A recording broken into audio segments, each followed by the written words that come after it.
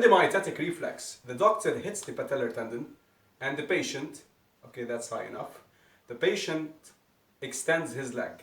So the hitting on the tendon is actually stretching this muscle, which is then extending. But what is controlling this action? The muscle on its own cannot induce this contraction. It needs the intervention of the spinal cord, the nervous center.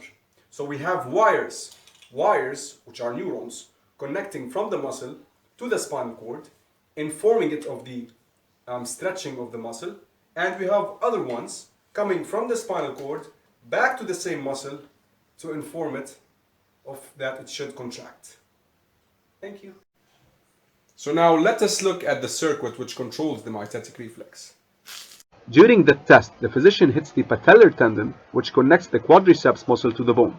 So this hitting induces stretching or lengthening of the muscle. Now what's supposed to happen?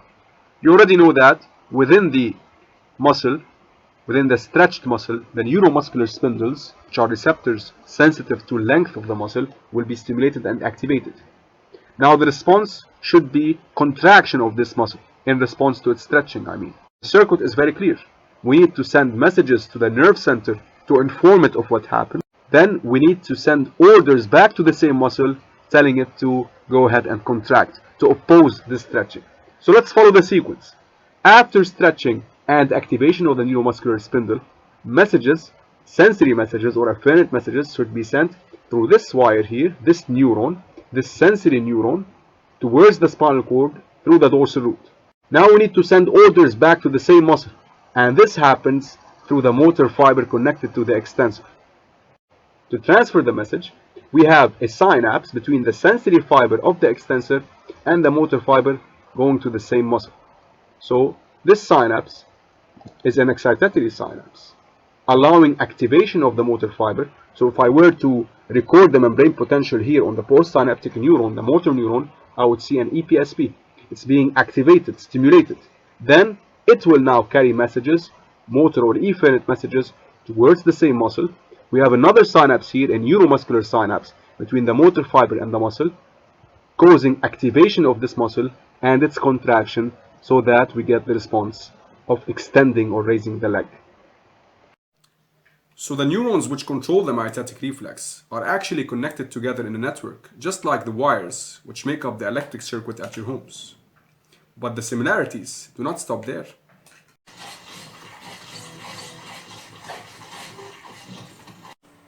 That resistors should change to the batteries.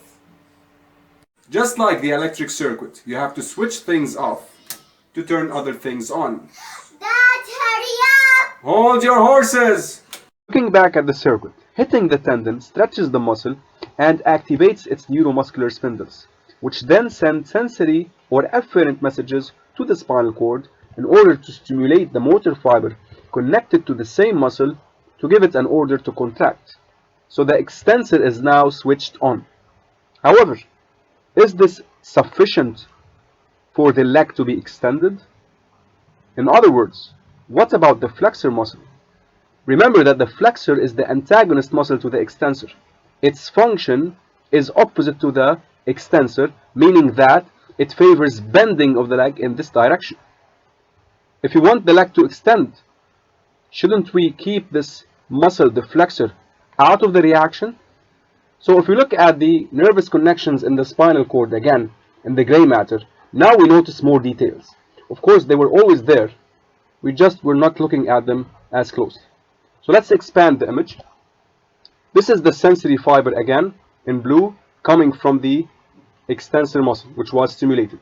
Notice that it has a direct synapse with the motor fiber of the same muscle, which it stimulates through an excitatory synapse to send messages towards the extensor. However, looking closely, we notice that it has another branch. It actually makes a synapse with other neurons, the interneurons. These are stimulated by the sensory fibers of the extensor, and in turn, they inhibit the motor fibers of the flexor, as if they're converting the stimulatory effect of the sensory fiber into an inhibitory effect.